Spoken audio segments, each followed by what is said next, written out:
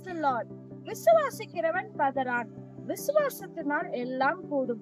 விசுவாசத்தினால் நீதிமான் பிழைக்கிறான். இந்த மாதிரி அநேக விசுவாச வார்த்தைகள் வேதத்துல நம்ம பார்க்க முடியும். என்னதான் எவ்வளவு வசனங்கள் இருந்தாலும் சில சிச்சுவேஷன் வரப்போ நம்ம தள்ளாடி விடுகிறோம். இயேசு கிறிஸ்து பேதுருவை பார்த்து, பேதுருவே நான் தான், கடல் மேல் நடத்துவா அப்படின்னு சொல்லி விசுவாசத்தோட சொன்னாலும், பேதுரும் விசுவாசத்தோட கடல் மேல் நடந்தாலும் அவரோட போக்கஸ் கொஞ்சம் அந்த சைடு இந்த சைடு தள்ளாடி விடுகிறது. அதே போலதான் நம்மளோட வாழ்க்கையில கூட என்னதான் ஆண்டவரோட வார்த்தை நம்ம கரத்துல பிடிச்சிருந்தாலும் சில சிச்சுவேஷன்ல நம்மளோட போக்கஸ் வந்துட்டு மாறி போயிடுது. பிரச்சனை யாருக்கு தாங்க இல்ல, இந்த உலகத்துல எல்லாருக்கும் பிரச்சனை உண்டு. ஆனா அந்த பிரச்சனைக்கு மத்தியில நம்மளோட விசுவாசத்தின் அளவு எங்க இருக்குன்னு சொல்லி நீங்க தான் கொஞ்சம் யோசிச்சு பாருங்க. ஆமாங்க, யோபுவை பார்த்தோம்னா அவர்கிட்ட சகலமும் இருந்தப்போ அவரோட விசுவாசம் ஆண்டவர் மேல குறையப்படல.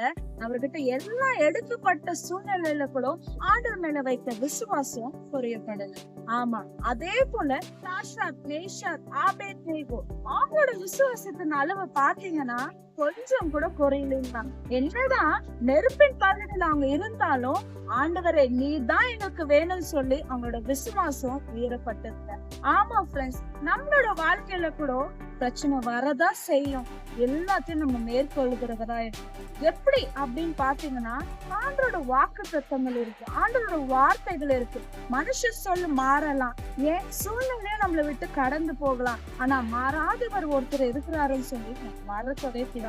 உங்களை பார்த்து இன்னைக்கு எழும்ப முடியாது, உன்னால ஒண்ணுமே முடியாது, எத்தனை வார்த்தைகள் உங்களுக்கு எதற்காக பேசினாலும் சரி, ஆண்டவரோட வார்த்தை மேல நீங்க விசுவாசத்தை வைக்க பாரு. என்னதான் 100 ஆடுகள் இருந்தாலும் அந்த காணாது போன ஒரு ஆடுக்காக தான் இயேசு கிறிஸ்து வந்தார். ஆம் பிரியமானவர்களே, அப்ப யோசிச்சு பாருங்க, அந்த ஒரு ஆடுக்காக எந்த வேணும்னா இயேசு கிறிஸ்து செய்ய ஆயத்தமா இருக்கிறாரு.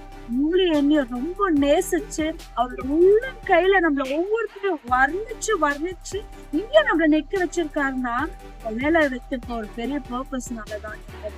நம்ம என்ன பண்ணணும்னு பாத்தீங்கன்னா அவர் மேல வைத்திருக்கிற அந்த விசுவாசத்தின் அளவு குறையாம பார்த்துக்கொள்ள விசுவாசத்தோட செபிங்க.